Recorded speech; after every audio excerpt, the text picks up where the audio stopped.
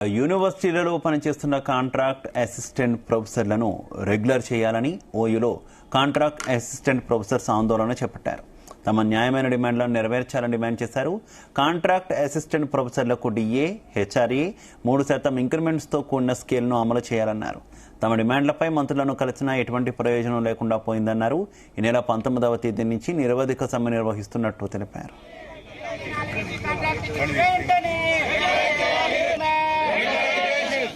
University contract టీచర్ల ఐక్యత, టీచర్ల ఐక్యత.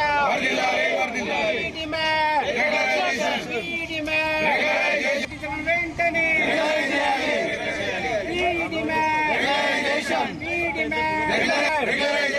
యూనివర్సిటీ కాంట్రాక్ట్ టీచర్ల ఐక్యత.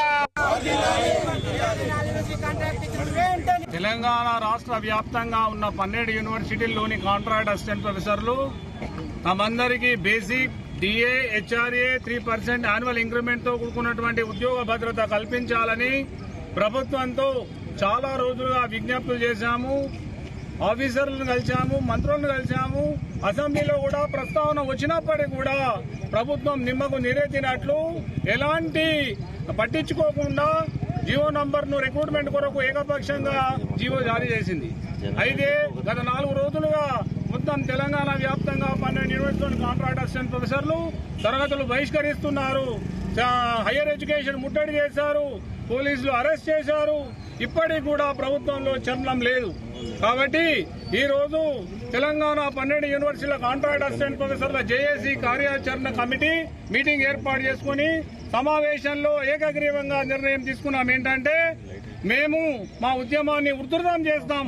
15వ తారీఖు రోజు అన్ని యూనివర్సిటీలలో ఎక్కడికక్కడ ధర్నాలు నిర్వహించాలి.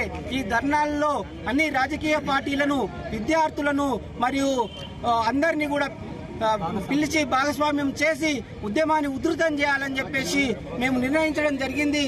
16వ తారీఖు 17వ తారీఖు రోజు ఇందిరా పార్క్ వద్ద తెలంగాణ రాష్ట్రంలోని 12 విశ్వవిద్యాలయాలతోటి మహాధర్నాన్ని నిర్వహిస్తామని చెప్పేసి, అదేవిధంగా 19వ తారీఖు నుంచి నిరవధిక సమ్మెలో భాగస్వామ్యం అయ్యి 12 యూనివర్సిటీలను స్తంభింపజేయాలని చెప్పేసి ఇలా 12 విశ్వవిద్యాలయాల నుంచి వచ్చిన ప్రతినిధులు నిర్ణయించడం జరిగింది.